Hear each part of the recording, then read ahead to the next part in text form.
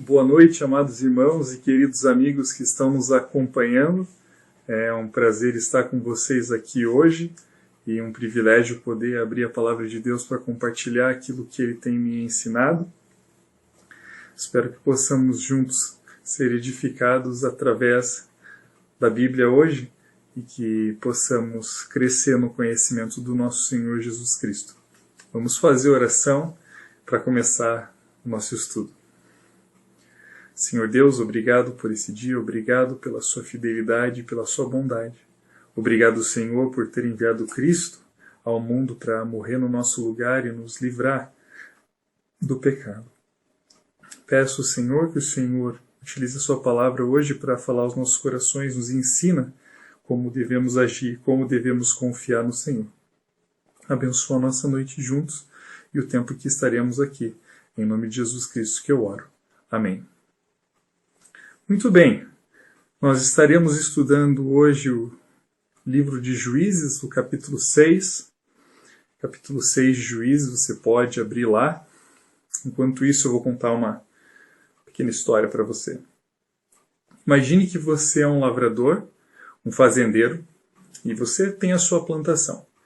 Você, durante o verão, primavera, planta, cultiva, cuida, cresce, determinado o alimento, para que na época da colheita, quando está tudo pronto, tudo bonito, preparado para ser ceifado, o seu vizinho vem e leva tudo, rouba a sua plantação e destrói o que você havia cultivado durante tanto tempo, com tanto esforço. Bem, era isso aqui que estava acontecendo com o povo de Israel no capítulo 6 de Juízes, nesse determinado período de tempo.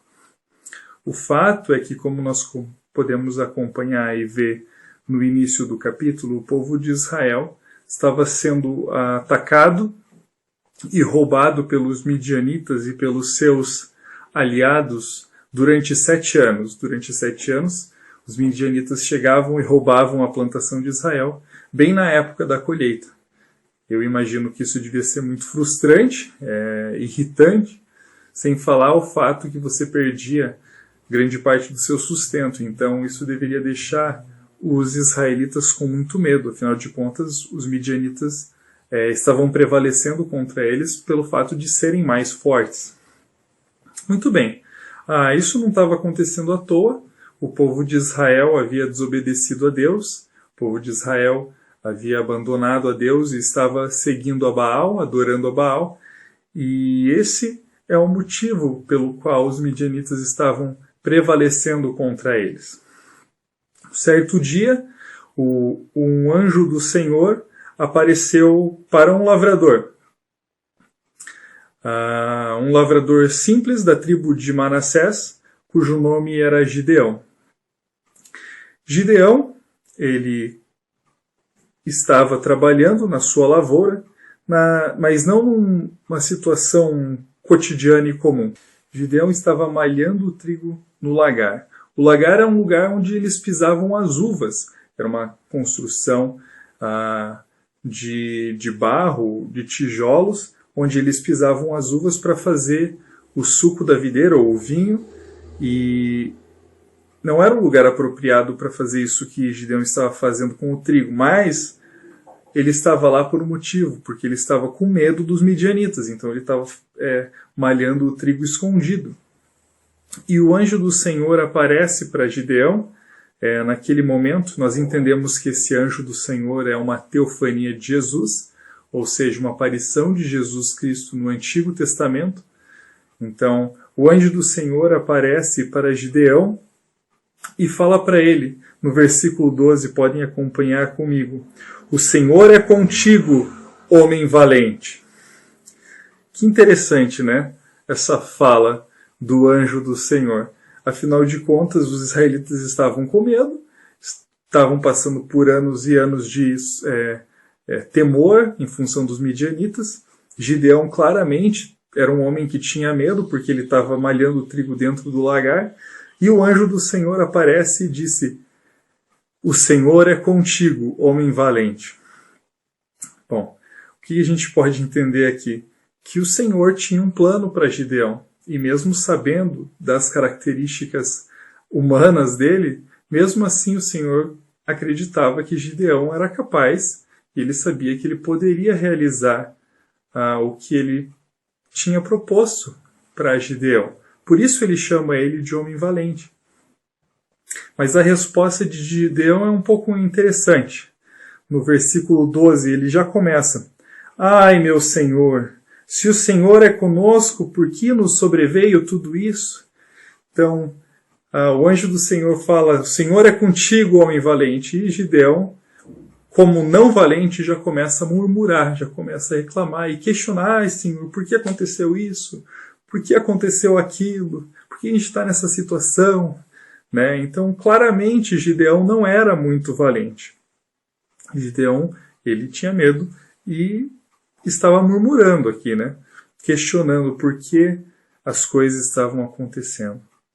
Interessante que nós agimos da mesma maneira muitas vezes, né? Inclusive nesse período atual, muitas vezes a gente se questiona: Senhor, por que isso?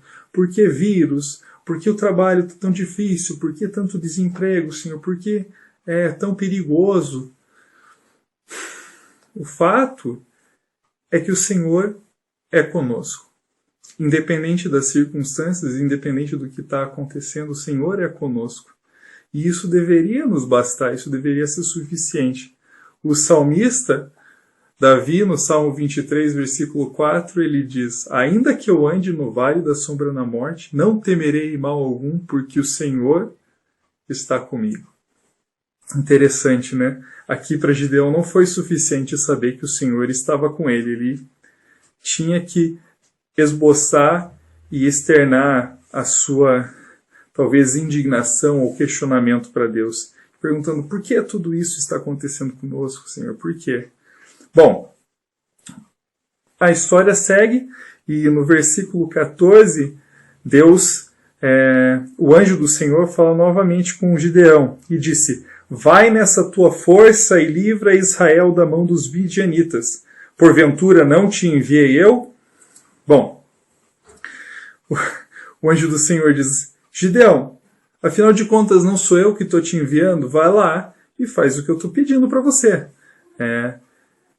Não tem motivo para você ter medo, você não tem razão para ficar atemorizado. Eu entendo a sua humanidade, entendo que as coisas estão difíceis, por 7 anos vocês têm sofrido e tudo mais.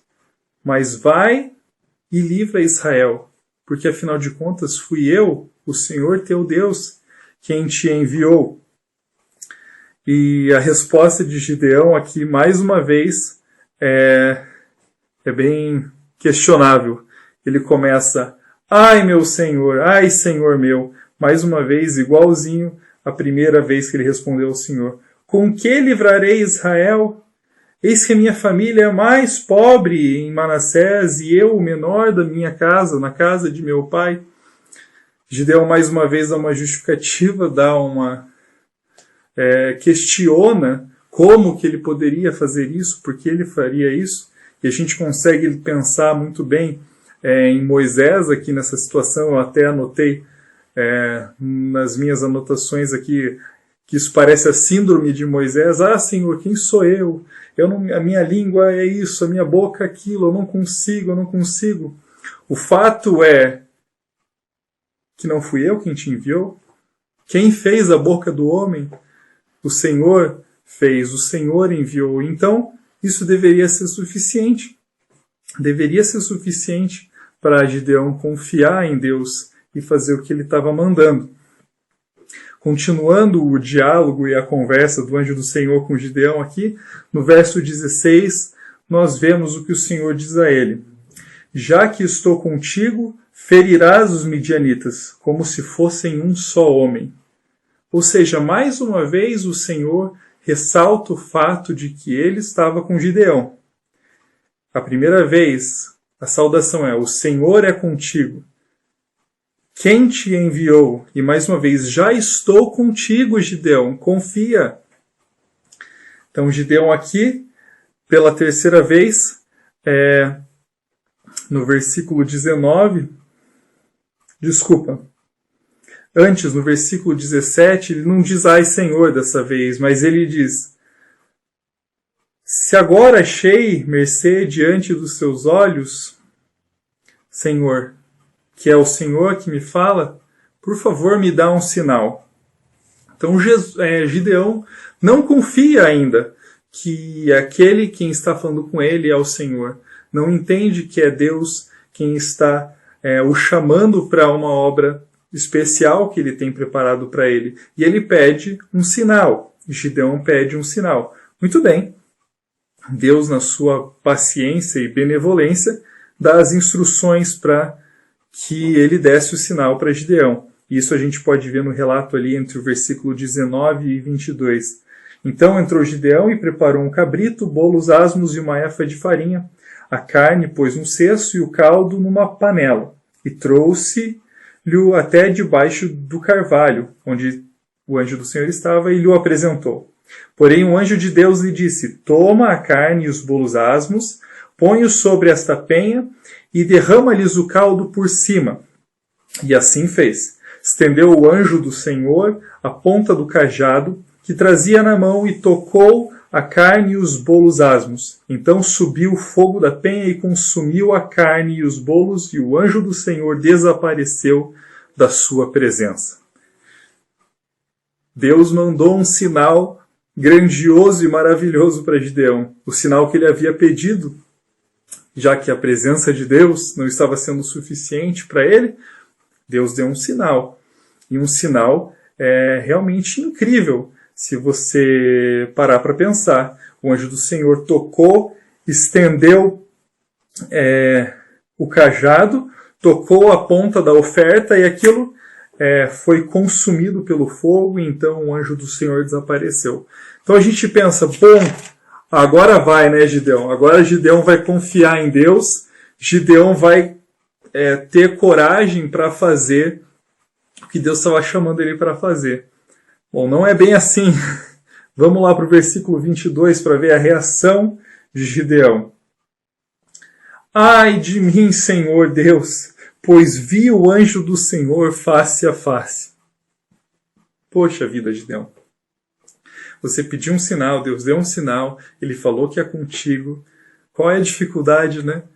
Interessante que na nossa vida nós não somos muito diferentes de Gideão. Nós sabemos, temos a promessa de que o Senhor está conosco, afinal de contas nós conhecemos a palavra. Mas isso não é suficiente. O Senhor diz que Ele vai nos capacitar e que é Ele que nos envia. Isso não é suficiente. Deus faz diversos sinais, diversos milagres em nossa vida diária, coisas pequenas, coisas grandes. Mas muitas vezes nem essas coisas são suficientes para que a gente confie em Deus completamente. E infelizmente aqui, isso tudo foi só mais um motivo para Gideão ter medo. E nós também temos medo. Nós temos muito medo. E isso é uma coisa humana, é uma coisa natural. O problema é que Deus nos dá ferramentas e nos dá a sua palavra para que nós vençamos o medo. E vocês vão ver isso aqui, na continuação do texto, no versículo 23, a resposta do Senhor para esse Gideão medroso é: paz seja contigo, não temas, não morrerás. Paz seja contigo, não tenha medo. Tudo isso que está acontecendo ao seu redor, tudo isso que você está passando, tem um propósito e está debaixo do controle de Deus. Deus, Ele é soberano a essas coisas. E Ele te promete que Ele é contigo. E é Ele quem te dá forças, é Ele quem te escolheu. E mais uma vez, Ele mostra para você, através dos seus sinais, que Ele se importa com você. É muito interessante a continuação aqui no versículo 24 e a maneira como Gideão chama o lugar onde ele edificou um altar ao Senhor em agradecimento por tudo aquilo que tinha acontecido. 24. Então Gideão edificou ali um altar ao Senhor e lhe chamou O Senhor é Paz. Ainda até o dia de hoje está o altar em Ofra, que pertence aos Abiezritas. O Senhor é Paz. Yahvé Shalom. Jesus Cristo é a paz, e Ele nos dá a paz. E segundo João 14, 27, Ele nos dá uma paz diferente, não a paz que o mundo dá. Ele dá uma paz especial, uma paz que excede todo entendimento e uma paz que nos conforta. Nos conforta mesmo em dias de medo, em dias de dúvida, em dias de aflição. O fato de sabermos que o Senhor é conosco, isso deveria ser, sim, suficiente para que nós não nos desesperássemos e tivéssemos completa confiança nele, de que ele está no controle. E essa paz acalma o nosso coração, e essa paz nos dá tranquilidade para fazer aquilo que ele nos pede. Muito bem. Depois de tudo isso, todo esse diálogo com o anjo do Senhor, Gideão, finalmente parece que cai a ficha dele e ele recebe uma tarefa do anjo do Senhor. E isso a gente vê lá no versículo 25. Naquela mesma noite lhe disse o Senhor: toma um boi que pertence a teu pai, a saber, o segundo boi de 7 anos, e derriba o altar de Baal, que é de teu pai, e corta o poste ídolo que está junto ao altar. Edifica ao Senhor teu Deus um altar no cimo deste baluarte, em camadas de pedra, e toma o segundo boi, e o oferecerás em holocausto com a lenha do poste ídolo que vieres a cortar. Então Deus dá a tarefa para Gideão, a primeira que, após todo essa conversa introdutória que eles estavam tendo, né? Então, versículo 27 é a resposta de Gideão. Então Gideão tomou 10 homens dentre os seus servos e fez como o Senhor lhe dissera. Boa, Gideão, parabéns, cara. Agora sim, estamos conversando, né? Mas continua. Temendo ele, porém, a casa de seu pai e os homens daquela cidade, não o fez de dia, mas de noite. Bom, Gideão obedeceu, mas a gente ainda encontra aqui resquícios do medo que ele tinha, né? Afinal de contas, ele tinha medo dos vizinhos, da própria família do pai, porque aquele altar e o ídolo eram da própria família dele, e Deus estava mandando ele derrubar aquilo. E ele poderia ser morto por fazer isso. Bem, ele obedeceu. Ele pegou os 10 homens e foi, e fez. Levantando-se, pois, de madrugada os homens daquela cidade, eis que estava o altar de Baal derribado e o poste ídolo que estava junto dele cortado. E o referido segundo boi fora oferecido no altar edificado. Bom, Gideão fez a tarefa e agora as pessoas que moravam na região, adoradores de Baal, se dão conta do que havia acontecido e querem respostas. Eles vão descobrir quem foi que fez isso. O versículo 29, perguntando, inquirindo uns aos outros quem fez isso, descobriram que foi Gideão, filho de Joás, que fez esta coisa. Puxa, aí agora, né? Bom, Gideão na dele já sofria. Imagina agora que as pessoas estavam atrás dele. Ele deve ter tremido de medo, né? Bom, vamos ver. Então os homens daquela cidade disseram a Joás, que era pai de Gideão: leva para fora o teu filho para que morra, pois derrubou o altar de Baal e cortou o poste ídolo que estava junto dele. Bom, Gideão foi pego. Agora não ia ter saída, né? Todo mundo sabia que ele tinha derrubado o altar, iam matar ele. E como o altar era do seu próprio pai, quem é que ia defender ele, né? Bom, é interessante a maneira como Deus usa até as pessoas mais inusitadas em determinadas situações. Aqui, Deus usou o próprio pai de Gideão, o dono daquele altar, para impedir que aqueles homens fizessem mal a Gideão. Veja comigo no versículo 31. Porém, Joás disse a todos os que se opuseram contra ele: contendereis vós por Baal? Livrá-los-ei vós? Qualquer que por ele contender, ainda esta manhã será morto. Se é Deus que por si mesmo contenda, pois derrubaram o seu altar. Ou seja, se Baal é Deus mesmo, ele que se defenda. Vocês não precisam fazer nada para proteger um Deus, né? Então ele impede que as pessoas façam mal para Gideão e ao mesmo tempo ainda questiona, né, o poder desse Deus. Engraçado, é muito engraçado isso, porque aquele altar era do pai de Gideão. Ele não precisava ter feito aquilo, mas ele fez. E aquele dia, Gideão, por ter obedecido a ordem de Deus, ele ganhou um novo nome.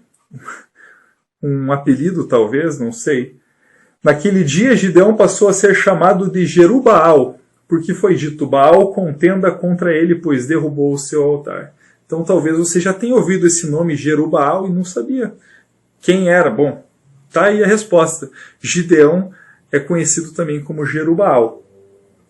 E a história continua. E o fato é que esse episódio gerou grande reboliço na região.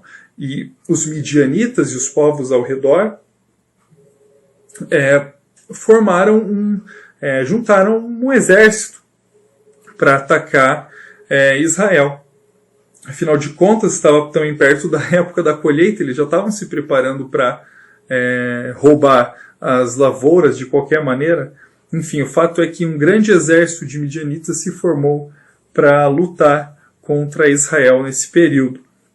Nesse momento, no versículo 34, a gente encontra aqui que o Espírito do Senhor revestiu a Gideão.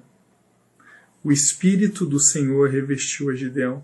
Quando a gente pensa nisso, o que essa passagem significa é que o Espírito do Senhor realmente entrou em Gideão, se apossou de Gideão. E a gente tem, hoje, essa mesma experiência que ele. Só que nós, crentes em Jesus, nós temos o tempo todo das nossas vidas o Espírito do Senhor dentro de nós para nos defender, para nos dar sabedoria. Não só em determinados momentos, como acontecia no Antigo Testamento. Desde o momento em que nós nos convertemos ao Senhor Jesus, nós temos esse Espírito do Senhor em nós. E nós temos essas inúmeras ferramentas ao nosso dispor. Infelizmente, mesmo com tudo isso, mesmo com o Senhor ao nosso lado, mesmo sendo habitados pelo Espírito do Senhor, nós ainda temos medo, nós ainda temos muita ansiedade. E nós não deveríamos ser assim, nós não precisamos ser assim. Como já lemos, o Senhor é paz, o Senhor, Ele dá a paz. Se o Senhor é paz e Ele habita dentro de nós, nós não temos o menor motivo para temermos ou termos medo, ou ficarmos ansiosos pelas coisas que podem vir a acontecer conosco. E depois de todas essas coisas, todas essas maneiras que Gideão pôde ver a mão de Deus e a obra de Deus, ele ainda continua querendo mais. Veja no versículo 36 a fala de Gideão: Se hás de livrar Israel por meu intermédio, como o Senhor disse, eis que eu porei uma porção de lã na eira, se o orvalho estiver somente nela e a terra seca ao seu redor, então conhecereis que há de livrar Israel por meio de mim. Então Gideão pede mais um sinal. Nossa, mais um sinal, Gideão, não foi suficiente ainda, parece que não. Então Gideão pede para que Deus mostre mais uma vez para ele que ele está do lado dele, que é isso mesmo que ele quer. E sabe o que Deus faz? Vai lá e responde a Gideão. E o orvalho molhou aquela lã e não molhou a terra. Deus respondeu de forma positiva a Gideão, nem brigou nada. Diferente de Moisés, né? Moisés, depois de uma terceira ou quarta questão ali, Deus já deu uma resposta mais dura para Moisés. Moisés, chega! Fui eu que fiz você e pronto, vai ser você, né? Mas não, com Gideão, Deus parece ser bem paciente aqui. Depois disso, Gideão faz o quê? Sossega, não. Ele vai lá e pede: Deus, por favor, não se ire, né? Versículo 39. Não se assenta contra mim a sua ira, mas deixa eu falar mais uma vez. Vamos fazer o contrário agora. O Senhor molha a terra e deixa a lã seca. Só para garantir que era o Senhor mesmo que queria que eu fizesse isso, tá? E Deus, na sua maravilhosa benignidade, misericórdia, vai lá e faz o que Gideão pediu, versículo 40. E naquela noite a lã estava seca e a terra ao redor havia orvalho. Bom, acho que depois disso Gideão entendeu que Deus estava do seu lado, que ele não tinha motivos para ter medo, que tudo aquilo que Deus estava falando para ele ia se cumprir de fato. E, gente, a gente não tem motivo nenhum para não acreditar que Deus faz o mesmo com a gente. Ele nos dá todas as ferramentas, Ele nos dá todas as promessas, Ele nos dá o Santo Espírito que habita em nós. Nós não temos motivo para ter medo, nós não precisamos nos desesperar, nós só precisamos confiar. Nós precisamos confiar que Ele está no controle e que Ele tem um plano perfeito. Deus tem um plano perfeito para as nossas vidas. O capítulo 7 do livro de Juízes é onde Deus opera de forma maravilhosa na vida de Gideão, né?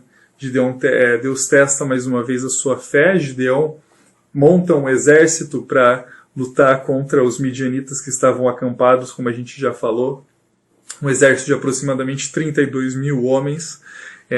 Deus olha para Gideão e diz: Gideão, isso aí é muita gente, eu quero um pouco menos de soldado aí, porque senão vocês podem achar que vocês conseguiram por vocês mesmos. Mas eu quero que vocês saibam que foi o Deus de Israel, que fui eu, quem operou através de você e operou o milagre da vitória. Então, Gideão olha para o exército e diz: quem aí for tímido e medroso, por favor, vá para casa. Eu fico imaginando o sentimento de Gideão, né? Ai, Senhor, posso eu ir, né, junto com eles? Afinal de contas, os tímidos e medrosos é para ir embora, enfim. Então, se afastaram do exército 22 mil homens, só sobraram 10 mil homens para lutar por Gideão. Então, Deus conversa com Gideão mais uma vez e fala: Gideão, ainda é muita gente. Eu quero que você faça uma coisa, leva eles lá embaixo, no riacho, no lago, para tomar água, e eu quero que você separe os que tomarem água se abaixando e lambendo a água, você coloca de um lado, e os outros que levarem água até a boca, com água com a mão até a boca, você separa no outro lado. E a gente vai ver quem que vai lutar com você, tá bom? Tá bom. Gideão fez isso, 300 homens se abaixaram para beber água, e o resto tudo levou a água até a boca. Então Deus disse: Gideão, esses aí que levaram água até a boca, pode mandar embora, eu quero que você lute com os 300. Os 300 de Gideão, ou melhor, Gideão mais 299, não sei, né? Diz aqui que sobraram 300 homens.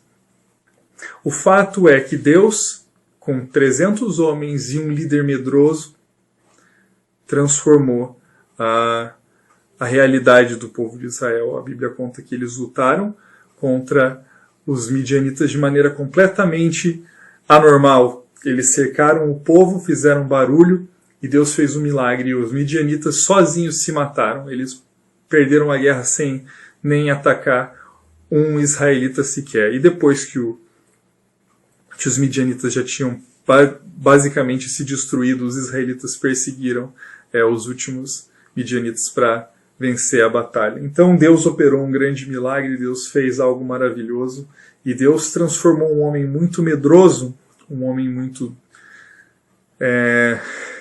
ansioso talvez, em um valente, como ele tinha dito lá no começo da conversa. O Senhor é contigo, homem valente. O fato, meu querido, é que o Senhor é contigo. Talvez você não seja um homem valente, talvez você seja uma mulher valente. E se o Senhor é conosco, nós não temos motivo nenhum para ter medo. Não importa qual seja a circunstância, não importa quanto medo você tenha, não importa que questionamentos você faça, não importa os recursos que estão disponíveis na sua mão. O fato é que Deus vai cumprir o que Ele prometeu para você. Ele vai capacitar você para realizar a obra que Ele tem proposto e para glorificar o nome dEle. E Ele vai te dar a paz, mesmo nos momentos mais difíceis. Ele vai te dar paz porque Ele é paz. Deus é paz. E Deus habita em nós através do seu Santo Espírito. Então nós não temos motivos para estar ansiosos, nós podemos confiar que Ele está no controle e que Ele tem um plano perfeito para a gente. E assim como Gideão, no final das contas, Ele pode operar um milagre através de nós, que não somos nada. Somos ansiosos, somos medrosos, somos humanos. Mas Ele usa instrumentos imperfeitos, mas na mão de um Deus maravilhoso e perfeito, grandes coisas podem ser feitas. Vamos orar. Senhor Deus, obrigado pela sua palavra, obrigado porque o Senhor nos usa mesmo nas nossas limitações, mesmo nós questionando o Senhor, mesmo nós não confiando completamente no Senhor. Mesmo assim, o Senhor ainda é paciente, benigno, longânimo, e o Senhor cuida de nós e nos usa. Eu peço que o Senhor nos encha com a tua paz e nos dê a força e sabedoria para continuar seguindo, fazendo a tua vontade. É isso que eu te peço e agradeço em nome de Jesus.